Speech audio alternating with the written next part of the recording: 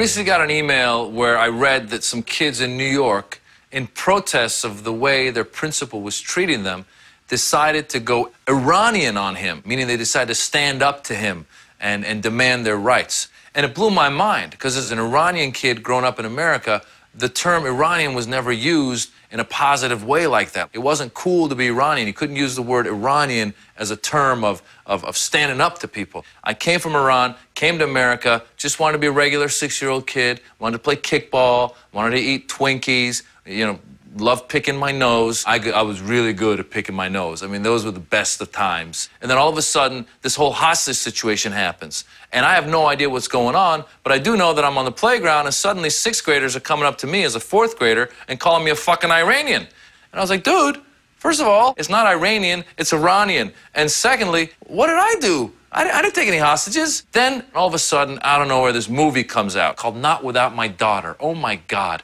It was a Sally Field movie, and she plays this American woman married to an Iranian man.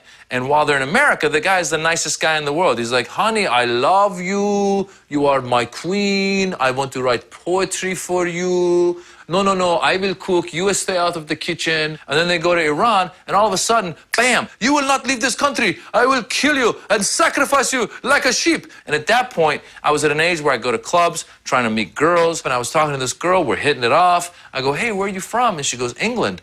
And she goes, where are you from? And I go, Iran. And I swear to God, she walked away. And I was like, whoa, what happened? Was it the nose picking? Had to be the nose picking. Anyway, life goes on. Things start getting better. Out of nowhere, bam, September 11th. And the news comes out. The hijackers are Saudis and Egyptians. And I'm still sad, but the little voice in the back of my head is celebrating because it's going, yes, Saudis and Egyptians. It's not Iranians. All right. Nothing against Saudis and Egyptians. I have a lot of Saudi and Egyptian friends. And then George Bush comes out. And he says there's an axis of evil. And he says it includes Iraq, North Korea, and Iran. I'm like, damn. Why? Why us again? What happened to the Saudis and Egyptians? Weren't you watching the same news as I was? Then I started thinking, I go, you know what we need? We need someone to step up and change our image. And I thought, you know, we need like an Iranian James Bond or like a Persian Jonas Brothers, you know, like the Jabbar brothers. I love the Jabbar brothers. They're a little hairy, but I still like them a lot. And then it happened.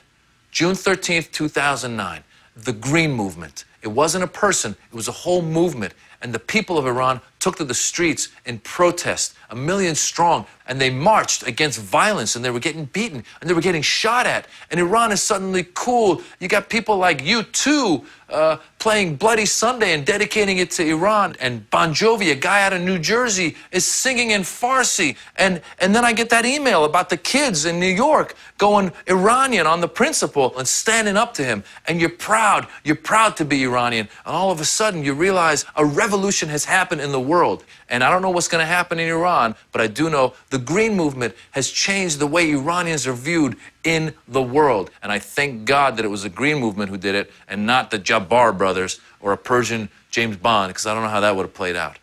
The Jabbar brothers.